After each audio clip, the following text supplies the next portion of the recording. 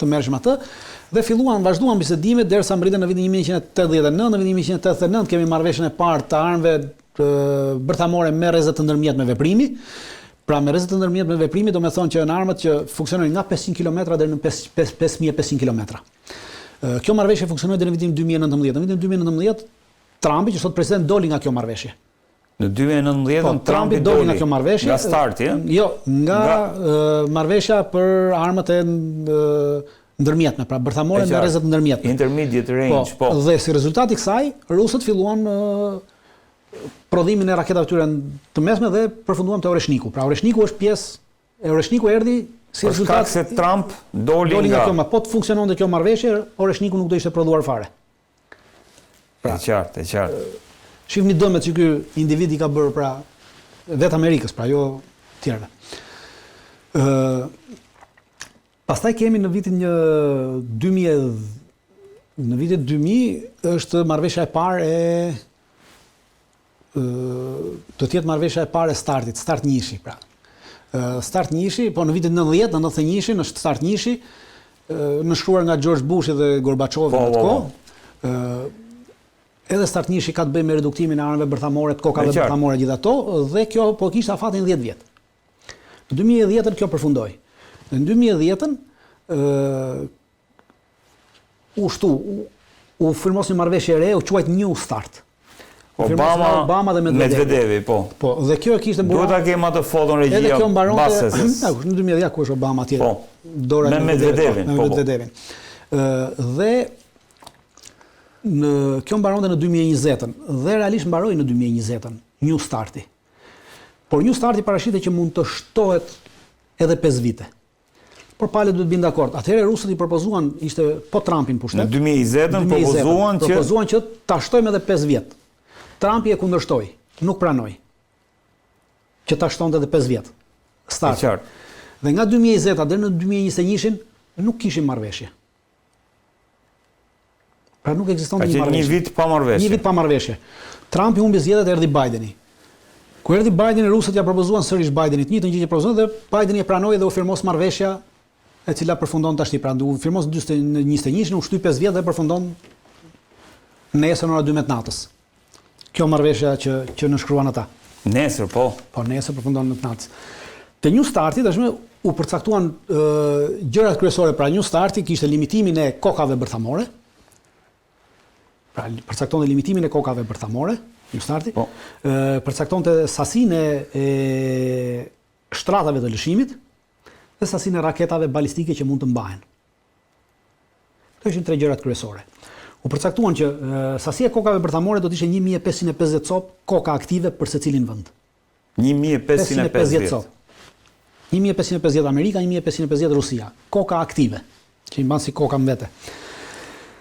U përcaktuan 700 raketa balistike, pra secili vend duhet mbajë vetëm 700 raketa balistike aktive, në gjendje aktive. Dhe u përcaktuan që secili vend duhet të ketë 800 shtratë lëshimi. Dhe to 800 shtratë lëshimi dhe këto 700 raketa balistike janë të përcaktuara në të 3 komponentët, tokë, ajër, det. Triada. Pra, në këtë triadën që duhet funksionojnë. Dhe plus ekzistonte një komision i përbashkët, cili quhet komision konsultativ, dhe ai ishte gjatë gjithë kohës i mbledhur dhe merrej me çështje, me çdo lloj çështje dhe me çdo lloj problemi që kishte të bënte me këto. Dhe kishte edhe ky komision kishte drejt të bënte edhe inspektime ad hoc pra në çdo kohë, në çdo vend që ishte ajo që kam kapacitete nukleare ose bërthamore. Pra ndërthurja, pra ndërveprimi midis palëve ishte gjatë gjithë kohës aktiv. Dhe vazhdon të jetë aktiv. Me përfundimin e kësaj, palët nuk kanë më ndërveprim me njëra tjetrën. Pra pas 48 orëve thua, palët nuk kanë më ndërveprim me njëra tjetrën, nuk japin llogari askujt dhe asnjëra tjetrës. Gjithashtu, me marrëveshjen e startit, u vendos që numri i bombave bërthamore të reduktohej në mënyrë maksimale. Në vitin 1170 deri në vitin 1180, sasia e bombave bërthamore që në tokë ekzistonin, në glob, ishte 70.000 cop. Sa? 70.000 koka bërthamore kishte globi. Në 70-80? Në fund të 80-s, po. Me vendosin e starteve, u arrit që sasia e kokave bërthamore në glob sot të jetë 13.000. Dhe ky reduktim u arrit në vitin 2018 përfundimisht, ky numër. Pra aktualisht është 13.000. Aktualisht është 13.000. 13.000. Me përfundimin e kësaj, vim të ajo që thotë juve që palët nuk kanë më obligime për të rritur sasinë e tyre. Të këtyre kokave bërthamore, të këtyre raketave bërthamore dhe të këtyre shtratave. Pra fillon, kthehemi sërish në periudhën e viteve 1970. Pra rrëshqasim në atë periudhë, në rast se nuk bëhet një marrëveshje e re. Të bëhet një marrëveshje e re do shumë kohë. Aktualisht problemi me marrëveshjen e re është se amerikanët kanë kërkuar që në këtë marrëveshje të hyjnë edhe kinezët. Kinezët nuk kanë pranuar të hyjnë sepse thonë ne nuk kemi shumë pak dhe nuk kemi kapacitetin që keni juve. Pra s'kem se hyjmë në këtë marrëveshje. Rusët kanë thënë që po hyjnë kinezët, të hyjnë edhe francezët dhe anglezët. Francezët dhe anglezët kanë thënë që ne nuk duam të hyjmë. Si të lexojmë refuzimin e këtyre dritanëse? Po secila palë kërkon që të shtojë ato. Kemi një gjë parasysh që pra Kina aktualisht kërkon t'i shtojë ato që ka, se ka më pak se SBA-ja dhe Kina ka vetëm 600 copë, 600 koka bërthamore. Ndërkohë SBA-ja sa ka? SBA-ja ka 3.000 diçka, kurse Rusia është vendi që ka më shumë, ka 4.200-300 copë. Kështu që Kina nuk ka interes të bëhet pjesë e kësaj për shkak se ka ndërmend të shtojë numrin e tyre të çojë deri në 1.000. Barazohet. Ndoshta jo të barazohet, por pak të shkojë një 1.000, pra nuk është se po Franca dhe Anglia? Ato kanë nga pak, kanë nga Franca do të ketë diku të rreth i bie që dhe këto pretendojnë dritan? 200 ca copë, po i ka vetëm nga deti dhe nga ajri, kurse Britania i ka diku të rreth midis 60 dhe 100 copëve më duket, dhe i ka vetëm nga deti, pra nuk është. Në Europë vetëm Franca dhe Britania ka. Aktualisht 9 shtete në botë kanë armë bërthamore. 9 shtete gjithsej. Në botë janë Shtetet Bashkuara të Amerikës, Rusia, Kina, Korea e Veriut, Pakistani, India, Franca, Anglia dhe Izraeli. Po. Izraeli është ai që ka aktualisht më pak se Korea e Veriut është ai që ka më pak se gjithë. Korea e Veriut mendohet që ka 40 koka bërthamore, kurse Izraeli ka rreth 90 koka bërthamore. Izraeli ka rreth 90 koka bërthamore. Këto janë. Në marrëveshjen e Kombeve të Bashkuara për mos proliferimin e armëve bërthamore janë 191 shtete. Por aty India, Pakistani, Korea e Veriut dhe Izraeli nuk janë nënshkrues të kësaj. Që do të thotë që këta mund të prodhojnë bomba bërthamore pa dhënë llogari askunde, pas janë pjesë askujt asgjëje. Pra nuk kanë asnjë lloj detyrimi, asnjë lloj vëzhgimi, asnjë lloj gjëje. Dhe këtë gjë tashmë me përfundimin e kësaj marrëveshje mund ta bëjnë edhe Shtetet Bashkuara të Amerikës dhe Rusia. Dhe kapacitetet e Rusisë dhe të Amerikës janë që aktualisht Shtetet Bashkuara të Amerikës mund të rrisin to kapacitetet e tyre brenda 6 muajve me 60%, kurse rusët mund të rrisin kapacitetet e tyre bërthamore brenda 6 muajve me 110%. Aktualisht. Pra do thotë që aktualisht amerikanët mund të shkojnë në 480 bomba bërthamore ajrore. Pra. Ajrore që mund të përdoren nëpërmjet avionëve, që shkojnë nga avionët, në 1.000 bomba që lëshojnë nga nëndet, pra 1.000 raketa që lëshojnë nga nëndecet, edhe diku të rreth 400 raketa që lëshojnë nga toka, pra silës nga to balistike, po. Kurse rusët e rrisin me 110% dhe rusët shkojnë diku të rreth 720 ajrore, 600 toksore, 1.500 detare. Kjo është. Kurse numri i kokave pastaj varion, nga mund të shkojë i rusëve mund të rritet nga 1.550 që kanë çojnë 3.250, edhe amerikanët çojnë diku rreth 2.400 diçka. Pra, brenda 6 muajve mund të rrisin këto koka, pra kanë kapacitet që rrisin, ky është kapaciteti që ata mund të rrisin këto koka. Po, bërthamore. Dritan, jo, një pyetje. Po kemi një gjë që pavarësisht ne themi që mund t'i rrisim. Rritja nuk është me një shtypur të butonit. Pra, kërkon angazhime njerëzore dhe ekonomike të mëdha. Përveç prodhimit të tyre, pra rritjes tyre, bërjes tyre bombave të reja, tyre raketave të reja, shtratave të reja të lëshimit, por kryesorja që kërkon më shumë argjime është mirëmbajtja e tyre. Pra i bie që në rast se të dy këto shtete do të hynin në një garë armatimi. Sepse garë armatimi, kush prodhon më shumë armë bërthamore, atëherë i bie që to duhet heqin nga buxhetet të ndryshme, pra të reduktojnë buxhetet e tyre të tjera, pra buxhetet sociale, buxhetet civile, për t'i çuar në drejtim të kësaj. Në rast se këto dy vende do të hynin, atëherë të dy këto vende për një periudhë 10 vjeçare do të përfundonin si Bashkimi Sovjetik në vitin 1990, që falimentoi për shkak të garës armatimit. Nëse hynë prandaj prandaj ka një shpresë që nuk i hynë kësaj gjëje, sepse nuk kanë kapacitete aktualisht për të hyrë kësaj gare të dyja palët. As ekonomike, as njerëzore. Një pyetje kisha, pastaj kthehemi prap, se ma kujtoi edhe ky titulli i këtij shkrimi. Po kjo mbarimi le të themi i marrëveshjes START, sa mundësi i jep vendeve fjala vjen si Turqia, si Irani, apo edhe vende tjera që mund të aspirojnë të kenë një bombë bërthamore? Marrëveshja START, marrëveshja START nuk ka të bëjë me bërjen e bombave bërthamore. Marrëveshja START ka të bëjë me ato vende që posedojnë bombë bërthamore. Pra marrëveshja START ka të bëjë me reduktimin, pra që nga titulli më thot reduktim i armëve bërthamore, i armëve strategjike, pra armëve bërthamore. Pra reduktim do të thotë që ti e posedon atë. Pra nuk do mbash aq, por do ulesh më kaq. Pra START nuk merret me çështjet nuk ka të bëjë me prodhimin. Me prodhimin është marrëveshja e Kombeve të Bashkuara që përcakton është marrëveshja për mos proliferimin e armëve bërthamore. Dhe Irani, Turqia, gjithë ato janë pjesë e kësaj marrëveshje të mos prodhimit të armëve bërthamore. Pra janë pjesë e kësaj marrëveshje. Nuk kanë dalë, nuk kanë thënë deklaruar as Irani me gjithë to që po bëhet, nuk ka thënë asnjë që ne do të dalim nga kjo marrëveshje.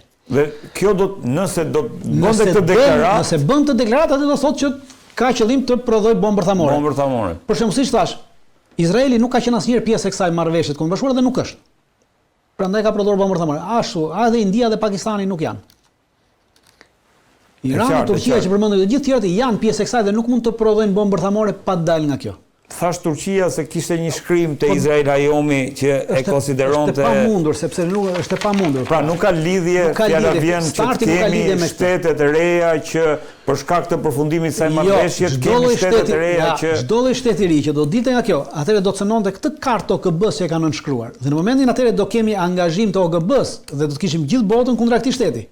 Për këtë arsye dhe Irani nuk i hyn të thotë deklarojë që neve do prodhojmë bombë bërthamore, sepse po thotë do prodhojmë bombë bërthamore, i bie që të dalin nga kjo kartë. Në momentin që del nga kjo kartë, atë Shtetet Bashkuara të Amerikës angazhojnë OKB-n për të sulmuar Iranin dhe legjitimojnë sulmin ndaj Iranit dhe nuk ka ç'a bën me askush tjetër.